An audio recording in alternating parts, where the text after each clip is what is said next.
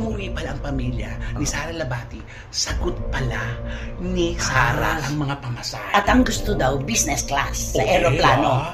Saan kukunin yun? Na itong si Aling Esther at si Mang Abdel ay matagal na pong hindi nagkakaunawaan dahil kinarelasyon daw ni Mang Abdel ang mismong pamangkin ni Aling Esther. Christy Fermin, Wendell Alvarez at Romel Chica, may bagong pasabog patungkol kay Sara Labati at kanyang mga magulang. Ang revelasyon ay tungkol sa mga magulang ni Sara na sina Ginang Esther Labati at Ginoong Abdel Labati. Base sa kwento ni Nay Christy ay taga Geneva, Switzerland ang mga magulang ni Sara, kung saan nagtrabaho ang ina nito. Ang mga Pinoy po, tanggapin natin para po tayong mga talbos ng kamote. Kahit saan tayo, itapos ituldos mo lang, tot-ubo at nagkakalaman. Aniya pa ni Christy, si Sara Labati po at ang kanyang pamilya ay naninirahan sa Geneva, Switzerland. Ang dami-dami pong Pilipino sa bansang ito, marami kaming taga-subaybay talaga, na nagpaparating sa amin tungkol sa mga Pilipino sa Geneva, Switzerland. Aniya pa ni Romel Chica, ang balitang nakarating sa kanila ay hindi nila hiningi at nagkusa lamang. Isiniwalat din ni Romel Chica, na kapag umuwi ang pamilya ni Sara Labati, ay sagot ni Sara ang pamasahe. Gusto pa raw ng business class sa eroplano, dagdag pa ni Christy Fermin. At ang perang ginagastos ni Sara sa pag-uwi ng kanyang magulang ay nanggagaling raw sa bulsa ni Richard, dahil wala namang trabaho si Sara, aniya ni Romel Chica. Sa mga ilang balitang lumabas, ay sinabi ng ina ni Sara na ang ginagastos daw nila ay mula sa pension niya sa Switzerland, na ipinakita rin ang Instagram post ni Mrs. Esther kasama ang asawang si Mr. Abdel. Aniya pa sa caption ng kanyang post, "Lunch at BGC, we're happy spending the good time and spending my pension from Switzerland." Ito po ang tawag sa mga tinatanggap ng ating mga kababayan na OFW, dahil ang dakilang ina po ni Sara Labati ay dating kasambahay. Ito ang sinabi ni Christy patungkol sa pension ng ina ni Sara. Hindi po namin minamaliit ang mga OFW, ang pagsaludo po namin sa kanila triple. Maraming beses dahil sila po ay mga taong nagtatrabaho at talagang nagsisikap para sa kanilang mga pamilya, dagdag pa ni Christy. Kasambahay po si Aling Esther sa Geneva, Switzerland, at ang kanyang state pension na tinatanggap ay hindi raw po ganon kalakihan, dagdag pa ng showbiz columnist. Isiniwalat din ni Christy Fermin, na ang mga magulang ni Sara ay matagal nang hindi nagkakaunawaan, dahil kinarelasyon daw umano ni Mang Abdel ang mismong pamangkin ni Aling Esther, na pinsan ni Sara Labati na doon din nagtatrabaho sa Geneva. Dagdag pa ni Romel Chica, walang pinipiling lugar ang mag-asawa kapag nag-aaway, lalo na ang insidente sa supermarket, kung saan nagbatuhan daw ng delata ang mag-asawa, maging sa harapan daw ng mga anak ni Sara Labati na si Zion at Kai, ay nag-aaway sila. Alam niyo po mga kapatid, ang mga Pinoy, ang mga Pilipino, tanggapin natin ang katotohanan. Para po tayo mga talbos ng kamote. Kahit saan tayo itapon, itundos mo lang, tutubo. True. Kakalaman, di ba? Tama. At sa buong mundo po, talagang naglipa na ang mga Pilipino. Mahal po tayo ng mga purenero, masisipag ang mga Pinoy, matiwala ang mga purenero sa atin. Di ba? Oo.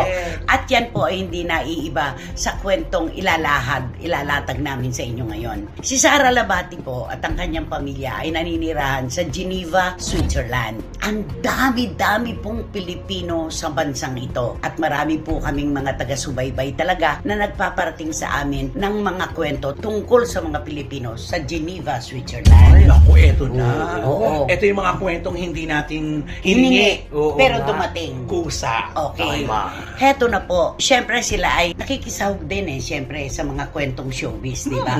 Lalo na po tungkol sa hiwalayan ni na Richard Gutierrez at Sara Labati at ang pakikisahog ng kanilang pamilya tungkol sa hiwalayan. Heto na. Una po muna namin tatalakayin yung mga kwentong Aling Esther at ang ama ni Sara na si Abel. Abdel. Si Mang Abel. Abdel. Abdel. Abdel. Si Mang Abdel. Abdel na yung sasabihin. Si Aling Esther at si Mang Abdel. Abdel. Abdel. Abdel. Bagong taon! Wendell, at may bibig ko. Abdel. Oh. Ay, Abel. Abdel. Abdel. Ay, talaga hanggang doon na lang. Okay. At ito po yung mga kwento. Una mo na, Wendell, kwento mo yung pag umuwi dito, yung pamilya ni Sara Labati, yung mga magulang. Ano Oo. ang gustong, ano? Pag umuwi kasi dito, siyempre parang feeling nila para bang bagong ano sila sa kanilang, siyempre nagpapakitang tao. Di ba ganun naman talaga yung mga ugali ng mga Pilipino pagka Bagong taon ay magbagong buhay. Huwag naliligaw sa ating kuntahan.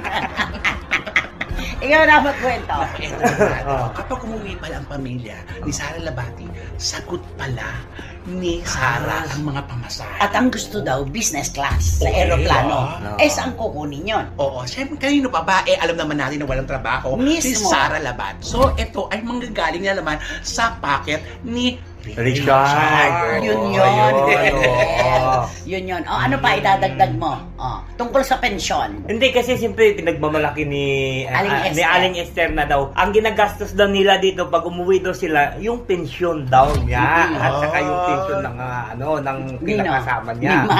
Ni Mang Abdel. Di ba yung tapos yung kinakain daw nila, gastos niya daw yun dahil doon sa pension niya. State Oo, pension ang oo, tawag oo. doon sa Sa Switzerland, state state pension. Bagong taon ay Nakakahawa to. State pension po ang tawag doon, yung mga pensyon na tinatanggap ng ating mga kababayang OFW. Dalaan dakilang ina pala nitong si Sara Labati ay dating kasambahay. Hindi po namin minamaliit ang mga OFW. Ang pagsaludo po namin sa kanila triple, maraming beses dahil sila po ay mga taong nagtatrabaho na talaga nagsisikap para sa kanilang mga pamilya. Kasambahay po si Aling Esther sa Switzerland at ang state pension na kanyang tinatanggap, hindi po daw ganon kalakihan. Ay, oo naman. Ganon. Okay. So, nandun na tayo, dun sa pag umuwi sila, ang gusto nilang sa pagbiyahe ay First business class. class. Oo, grabe. Business class. Alam naman po natin, wala naman trabaho itong si Sara at kay Richard Gutierrez po manggagaling syempre pa ang pambayad sa Oo. aeroplano sa kanilang trip. Diba? Yes. Doon po sa Switzerland, sa Geneva, alam na alam po ang kwento ng pamilyang ito. Marami po kaming kaibigan dyan na nagkukwento na talaga naman pong hindi kagandahan ng imahe ng mga Labati. Ay, Oo, hindi Meron na kagandahan. talagang mga ganung kwento Oo. pala. Hindi raw po sila kasi makatiis sa kanilang mga nababasa sa social media at mga kwentong lumalabas sa mga vlogs tungkol dito sa pakikialam ni Aling Esther sa paghihiwalay ni na Richard Gutierrez at Sara Labati. Una, ito ang pinakamatindi, yung pasabog na Ay, sinasabi ito ko. na. Ito pong kwentong ito ay maaaring pabulaanan ni Mang Abdel at ni Aling Esther. Ito po ay personal niyong buhay. Pero kapag ganito po kasi na kayo ay sumasawsaw o nakikihalo sa mga kwento na hindi nyo naman talaga dapat panghimasukan, pati po ang mga buhay nyo ay makakalkal. Ay, yes, oo totoo naman. Totoo yun. Ganun yun.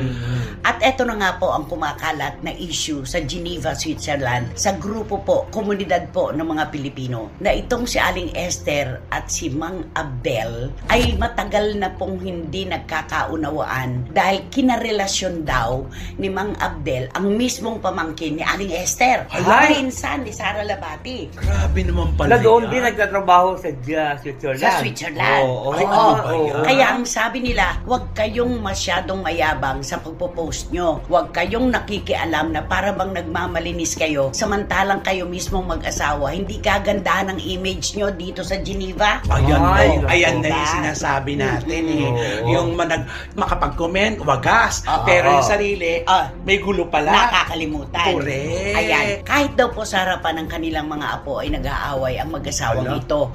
At nagkagulo-gulo pala ang pamilya Labati. At ito nga, sila Sara. Dahil dito sa kwentong ito, si Mang Mang Abdel ay nagkaroon ng relasyon sa mismong pinsan ni Sara Labati na pamangkin ni Aling Esther. Ano ba yan? At kahit daw po, sa harap ng maraming tao, nag-aaway ang mag-asawang ito. Yung kwento sa supermarket, kwento mo. Ay, oo. Ito talaga, wala daw pinipiling lugar ito. Pag nag-away talaga ito, Quezon, kung nasa sa supermarket, nagbabatuhan daw ito ng mga delaga. Grabe naman yan. Totoo yan. Ay, si bawal yan doon sa ibang bansa ng ganyan. Kaya nga pareho nga daw silang sinita ng mga may kapangyarihan, di ba? At mukhang pareho silang nagdusa. Kaya kasi skandalong ginawa nila, hindi na itago. Siyempre, ang daming Pilipino. Ay, oo naman. Totoo yan. At eto pa po, mga kachika, hindi nga po ba sinasabi natin, ang mga Pilipino, ibang klase. Alam na alam po nila ang mga nagaganap sa buhay ng mga kapwa Pilipino sa anumang bansa na nandoon sila. Yes, tama. At lalo na sa programa natin ito, ang dami natin kinikwento. Nakakarating doon. Nakakarating sa kanila. Kaya alam nila, ay, bakit nakikisaw-saw yan? Sandali, may problema nga yan. Teka nga. Ganon. Kaya para po bang hindi sila binibigyan ng karapatan ng mga kababayan natin na manghimasok sa hiwalayan ni na Richard at Sara dahil sila mismo na mag-asawa ay may problema. Matagal na daw na nag-aaway ito at talagang naghiwalay pa nga. Iniwanan daw ni Mang Abdel si Aling Esther. Ay, dahil na sa pamangkin Dahil niya. sa pamangkin. Ay, talagang malala pala Tapos ito. sabi nila, meron kaming nabasa na who let the dogs out. Yung sinabi daw ni Mang Abdel na parang pinagbibintangan si Tita Annabel na nagpamahagi ng 500 pesos each. 500 pesos each. Maggagawa lang daw ng mga fake na account at titirahin ang mga labati. Wow naman. Ang taas naman po ng inyong pagpapahalaga sa mga kapwa nyo. 500 pesos. Wala naman pong ganyan. At pangalawa, sabi ng ating texter at ng ating nakausap na source, sasabihin nyo pa, aso, who let the dogs out. Ikaw nga, Mang Abdel, mismong ikaw ang aso. Dahil ano bang ginawa mo sa pamangkin ng asawa mo at pinsan ng anak mo? Ayan. Ikaw ang parang aso. Yun ang sinabi sa atin. Diba? Yan kasi ang mahirap kasi pagka yung ngak-ngak sila nagak-ngak, hindi naman nila alam, mayroon pa sila mga anino sa likod na ginawa. Na hindi maitatago. Siyempre. Diba? Ang mga Pinoy pa sa ibang bansa, di ba, pagka walang trabaho, nandun yan sa isang lugar, nagkikwentuhan, nagkakainan. Siyempre, hindi pwede mawawalan ng kwentuhan. Totoo yan. Alam mo ano, maipapayo mo talaga kina Aling Esther at Mang Abdel? Ay, to Aling Esther at Mang Abdel. Abdel! Abdel. Ambel. Abdel. Abdel. Ayan, sige na. Yeah. Sige, go na. To Aling Esther. Aling Esther at saka si Mang Abdel. Do not talk dirty about the split or the breakup of Richard and Sara Labati. Because you have also dirty in your a skeleton in your closet. In your closet. Oo, totoo yan. Tama. Ano pa? So that's why you just keep quiet na lang so that the Filipino people will not tell about your Own story. or your story at your back. Ang istorya sa likod ng buhay nyo. Totoo naman. Diba? Totoo yan. Kay Mang Abdel, ano ang masasabi mo? Diretsuin mo. You just keep quiet na lang so that the story. What is the story behind? Because you know the Filipino people are all over the world, so that's why he knows about your life story. He knows. People of the People of the Philippines versus he knows. Okay. Ikaw, Englishin mo. Meron din pala kayong itinatago na lihim. Because you are also a secret story in your life. At hindi pa iba sa inyo. At never mind about you. At hindi pa iba sa... Never mind. Mismong pamangkin pala ng asawa nyo ang kinarelasyon mo. At your nephew of your the night of your wife is your relationship. Oh! Di ba? Pasok na rin Kaya, kantahan mo na lang yung mag-asawang ito na napakatagal na palang nag-aaway ito. Grabe. Sila pala tong may totoong away. Sila pala dapat yun. At mayroon pang kwento na ang gusto daw Aling Esther talaga maghiwalay na daw si Richard. At para daw yung mga ari-arian at yung mga naipon ni Richard ay makuha ng anak niya at magkakaroon pa ng sustento. Mga conjugal property, mahal. Yes. Kaya siya yung galit na galit at talagang, kumbaga, sorry for the term, pero atat na atat. Ano pong masasabi mo sa balitang ito? I-comment lamang po ang gusto mong sabihin. Kung gusto mo ang mga ganitong kwento, ay huwag kalimutang mag-subscribe at i-hit mo na din ang notification bell para lagi kang updated sa aking mga bagong videos.